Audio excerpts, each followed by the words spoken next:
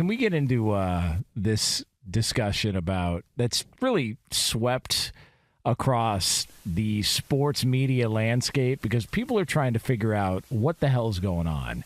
So Kevin Brown is a broadcaster for the Baltimore Orioles, and he has not been doing games on TV for a little while now. July 23rd was the last time anybody had heard from him. And then a report came out from Awful Announcing yesterday that the reason that Kevin Brown has not been on Orioles broadcasts is because of comments he made before a game against the Rays in late July. And so you're thinking to yourself, man, he must have really slipped up and said something awful. Maybe dropped an F-bomb, maybe insulted, somebody, maybe said something. Could have been racial. Yeah. Could have been all sorts racist. of things. Right? Yeah. He could have been drinking in the booth. He must have done something terrible. Yeah. Or maybe skiing up in the booth, if you know what I mean. Yes, that is a Pulling possibility. magic tricks, making lines of powder disappear. Just like, where'd it go? Yeah. It's right here. What does it smell like? I don't know. Just like there could have been anything.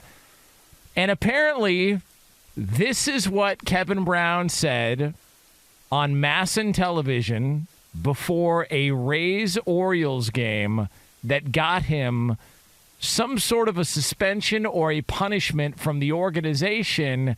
Let's take a listen. Brandon Hyde has felt like this has been maybe the toughest ballpark to play in, but the Orioles have a chance to do something special today. They've already clinched at least a split in the series, winning 2 of the first 3, and they could pick up a series win behind Tyler Wells today. It's been a minute. The Orioles split a 2-gamer with the Rays in June. They had lost their last 15 series here at Tropicana Field. You have to go back to when our now colleague Brad Brock picked up the win in the series finale June 25th, 2017, the last time the Orioles won a series here at St. Pete. Already got 3-2 at the Trop this year after winning 3 of 18 the previous 3 years combined. It is a stark difference, Ben, and it is not a bad Rays team. It's not like all of a sudden the Rays became slouches in the American League East. They've led this division every day but now 2, and the Orioles once again are back alone in first place. Okay, other than the awful music underneath that was courtesy of the broadcast there on MASN, what am I missing? Honestly, I watched the clip 2 to 3 times, and I thought, oh, maybe someone edited it wrong and they cut out the part that was controversial. Where's that the might have F-bomb? upset. Yeah, where's the cuss word? Where's the disparaging comment about something? I cannot believe that this is actually what he's being suspended for. First off, he's a good play-by-play. Yeah. He's good. If the Orioles were to move on from him, someone would look to pick him up in a heartbeat. It would not take long. As soon as that news hit, his phone would start ringing. There's no doubt about it. This also goes to show you how soft things have gotten. And I'm glad – and here's the one thing that's good from this is the pushback from a lot of people in the industry on at least social media when they saw this. Because they're all like, okay, we're going too far. If these are the lengths that we're willing to go because we're that soft, because we can't talk about the fact that the Orioles have struggled versus the Tampa Bay Devil Rays, which Kevin Brown, touched on the fact that it's not like the Devil Rays are some slouch. They've actually been really good. I love that you went Devil Rays, by the way. Nice little throwback. Rays, okay, whatever. Yeah, I like the Devil Rays. Let's just keep calling them that. Damn Devil Rays. Well, I mean, technically that's what it is. But, yeah. Anyway, the point is this is how soft we've gotten. Like we can't tell anything how it actually is, like what the facts are. And the one thing that you'll catch in there is he's like a lot of times when you have a stat and you work with someone who was like the last time they had won something or done something in this case, which is what he was referring to, right? He's going to try to find a way of working that in there. And I forget what's his name, something Brock. Yeah, I forget, but I know the point you're making. Yeah, I mean, and you could play it and listen to it again. You'll hear him say, "Hey, last time since our colleague," and like those are usually stats your stats people, or you can find behind that you try to weave in there to incorporate one of the guys who is with you as part of that conversation to make a natural segue.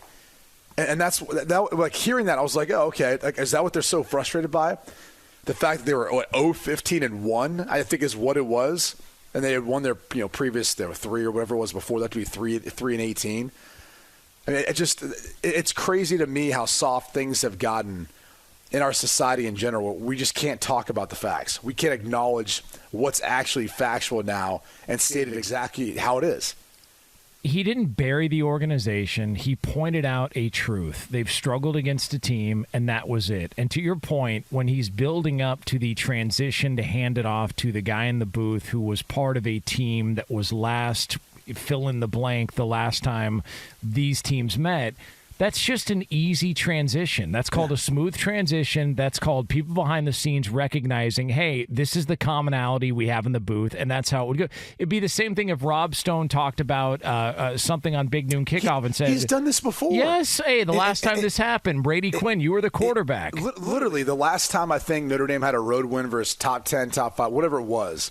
I mean, it's still to this day. He could still reference that if he wanted to.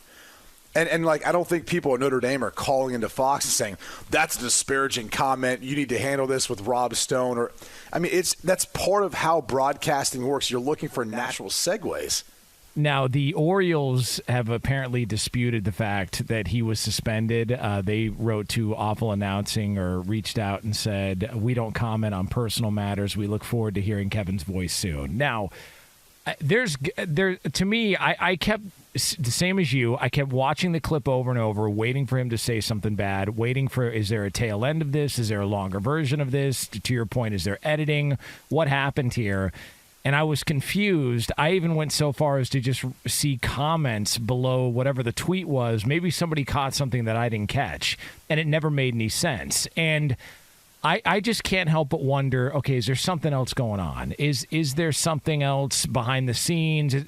But we haven't gotten any of that. And apparently, according to everybody involved, no, this really was the problem. They didn't like that he was being, I don't know if it's negative or pointing out a negative statistic about the team, but the whole thing's ridiculous. And this is the one problem where if you work for a team or if you cover a team, and I remember talking to Mike North about this, the Chicago radio legend, and he would talk about how one of the things that he respected about teams in the city, in Chicago, whether it be the Cubs, that certain players and certain coaches were totally cool with it. They had no issue with it whatsoever. But that ownership would sometimes get bothered by it, and they wouldn't like the fact that you would be critical about it. But as long as you were upfront about it and you weren't taking personal shots and you weren't going in a personal direction, everybody was fine.